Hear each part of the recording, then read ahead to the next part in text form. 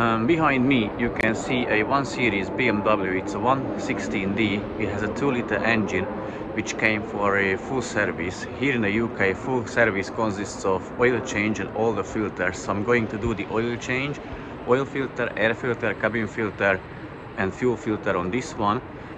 We started a bit late, but yeah, weather is not looking the greatest, so maybe we'll need to set up the tent or the gazebo. But without further ado, let me open the bonnet and start working on it. I want to do it quite quickly, then I can carry on with yesterday's Mazda, swap the sensor and see if that solves the issue. So if you are interested in that, watch the rest of the video. I already removed the old air filter. It is located here underneath this plastic cowl, or what that is called.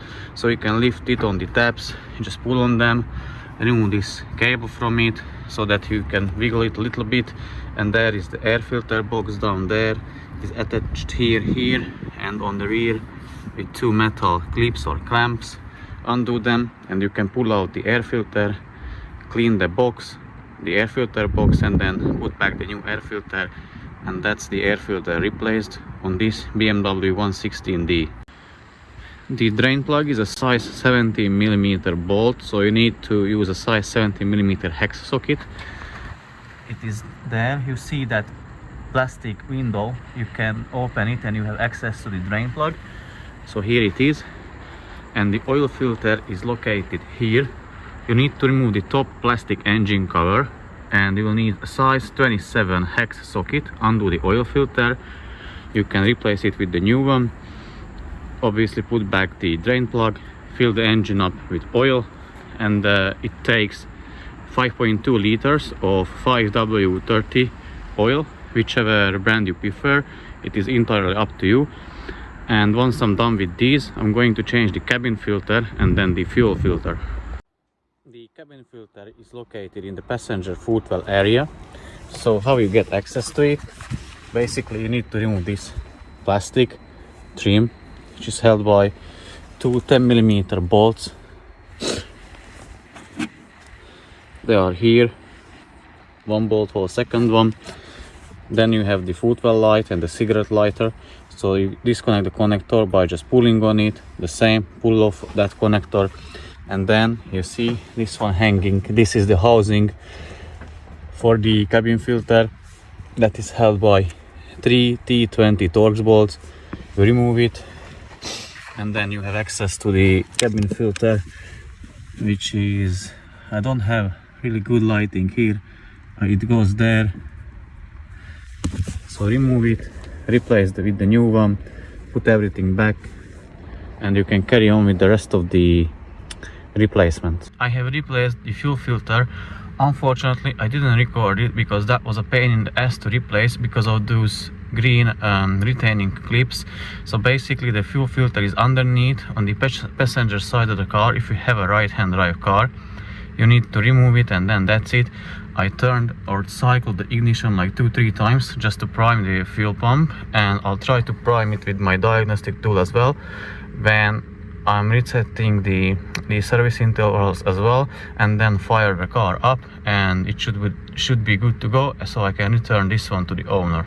The car is running, it started up first time, no issues whatsoever.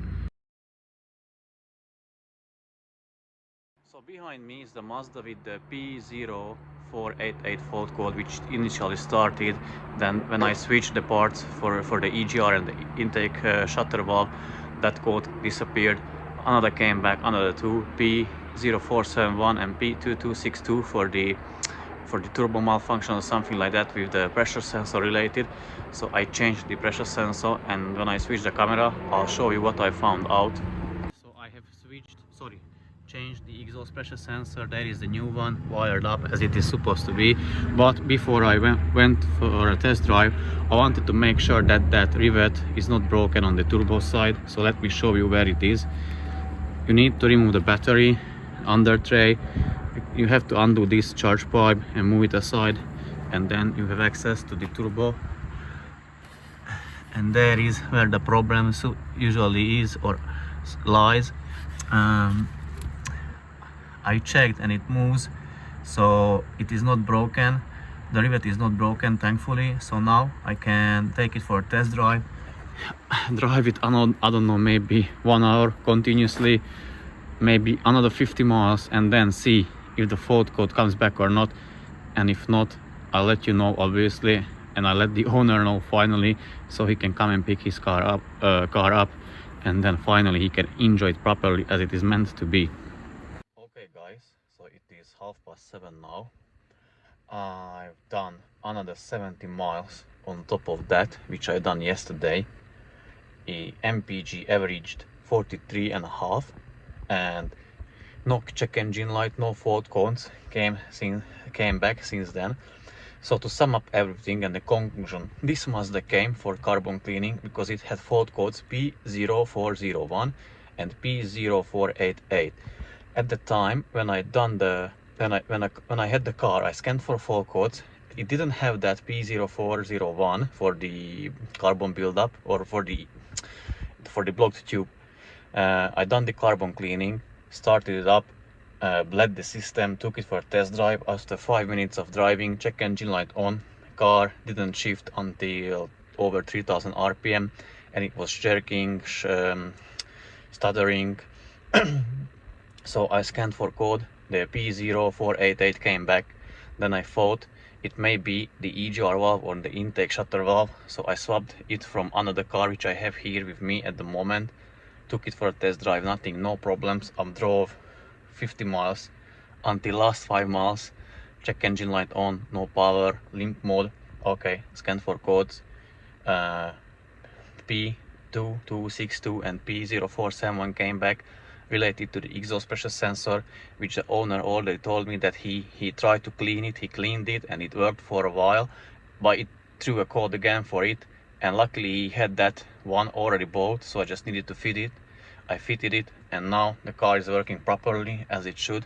So this is how it ended. And yeah, by the way, I just brought home my father from hospital, so he's back home. He'll be helping me, I think, soon, if he obviously when he gets better. So good news, this one is fixed. I'm happy, so I can return this one to the owner, and yeah, and carry on with the next ones. So yeah, thank you for watching this video. If you liked it, leave a comment, share, subscribe, leave super thanks, it's up to you. And yeah, until the next one, see you, bye.